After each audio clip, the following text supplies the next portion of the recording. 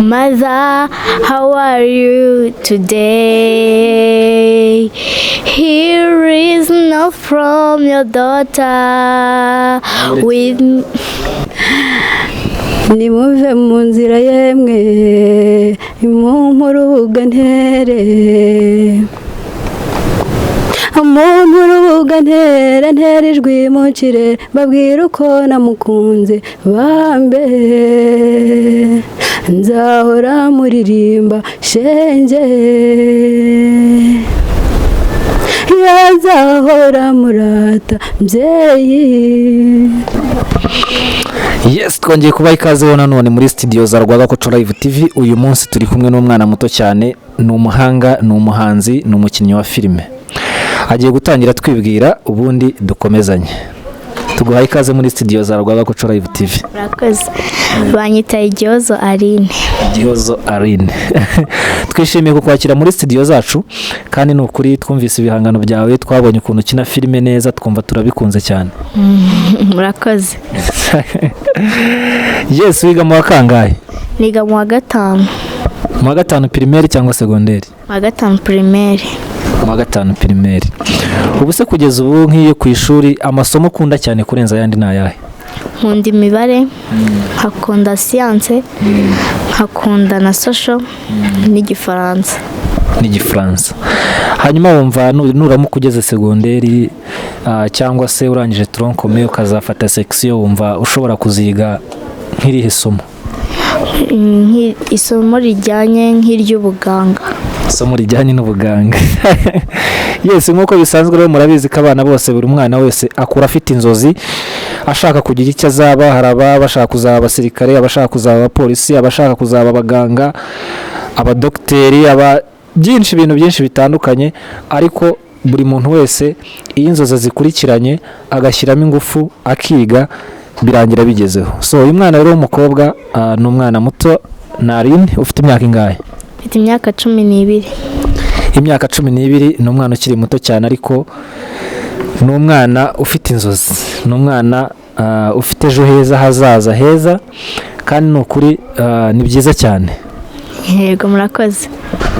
Wumva uzakora iki kugira ngo ube wagera ku izo ntego zawe zo kuba waba muganga cyangwa doctor? Nuko nakwiga cyane, nkiga nyine ku buryo nabona ubushobozi bwo kuba umuganga. Kwiga cyane ubwo nta kundi, ni ugutsinda amasomo neza ukaba uwa mbere. Yego. Siko bimeze? Yego. Ku ishuri uba wakangahe? Ntabwo ngendenze wa 10. Ntabwo ugirenze wa 10. Bivuze ngo uza mu wa mbere. Yego. Okay, so rero mu gukomeza twakubonye muri filime, waba wibuka uko yitwa? Yego. Yitwa ngwiki? Akarwa k'ibyaha.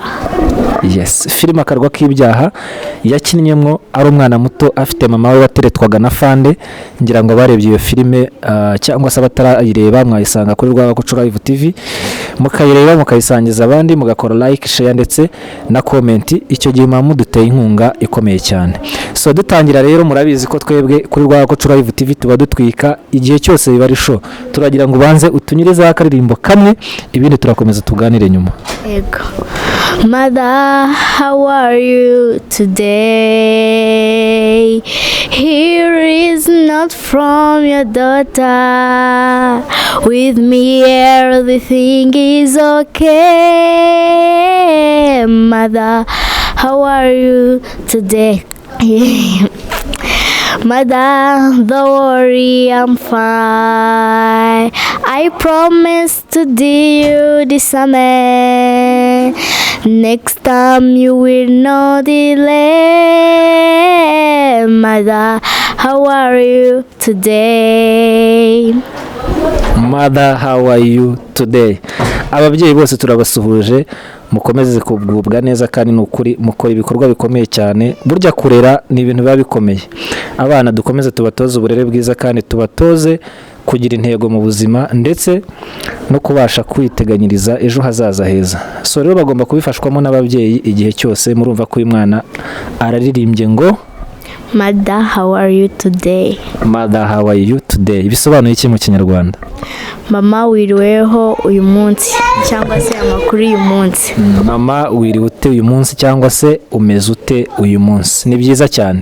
So ngira ngo iyo ndirimbo ni indirimbo nziza cyane ishobora gutuma n'abandi bana bifuza kuba umuhanzi nkawe, cyangwa se ese iyi ndirimbo wayitoje nk'igihe kingana iki? Ntabwo nayitoje, ahubwo numvaga mama ayicuranga, nyine sinzi ukuntu yaje kumfata mu mutwe. Uri umwana w'umuhanzi, niyo mpamvu nawe utangiye gutera ikirenge mu cye. Yego. Ni byiza cyane iyo uri umubyeyi rero, burya n'umwana agatera ikirenge mu cyawe, cyane iyo ukora ibintu byiza. Ni ibintu bishimisha umubyeyi ndetse bikaba byafasha n'igihugu, ndetse nawe bikamufasha kugira ngo yiteze imbere mu gihe kizaza. Twumvise ko hari n'indirimbo ya rap uzi kurapa, sinzi niba ari umuhanzi nde, ugiye kuyitunyurizaho nayo ubundi dukomeze tuganira. Iyo ndirimbo ni iy'amakosi. Ni iy'amakosi? Ariko ntabwo nyizi neza. Nta kibazo. Amakosi yose nakoze yanoje kugabanya love na losses. Amalosses naguze abatonto bakaraga ko peyarope kuri kushe na bodin phone rasana nikore ya bose ngo kiri gute twabukinze fete ya fopi ina hotel a cash press na feelings when you catch up na kidi ntiwafata Kigali na CD dere twumva bari na CDs a cash press na feelings when you catch up na kidi ntiwafata Kigali na CD dere twumva bari na CDs. Byiza cyane kabisa, ufite impano ikomeye cyane. So urabizi ko muri iki gihe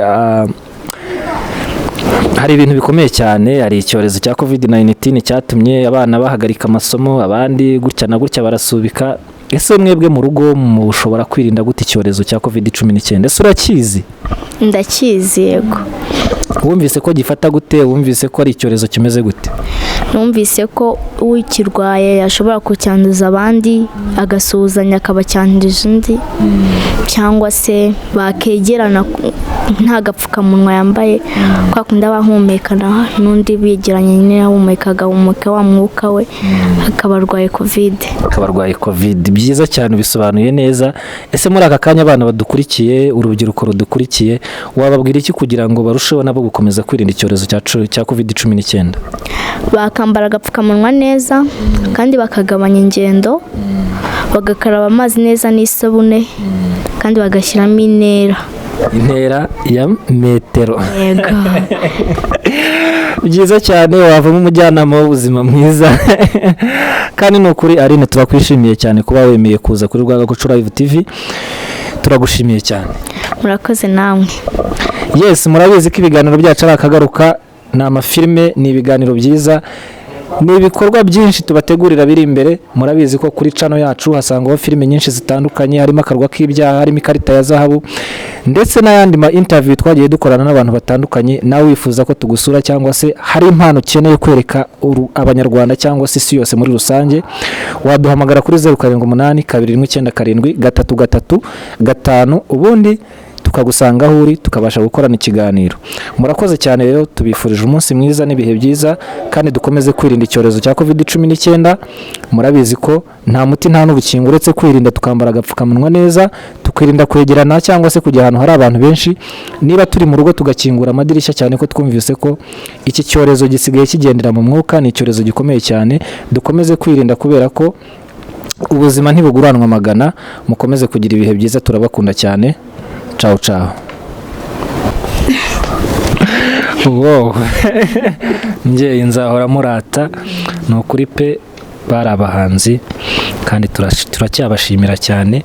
Twibutsa wowe muntu ukurikira Rwagakoco Live TV, kora subscribe, share, like ndetse na comment. Muri studio turacyari kumwe na Diane ndetse na Soleil, umugore mwiza cyane usa n'izuba.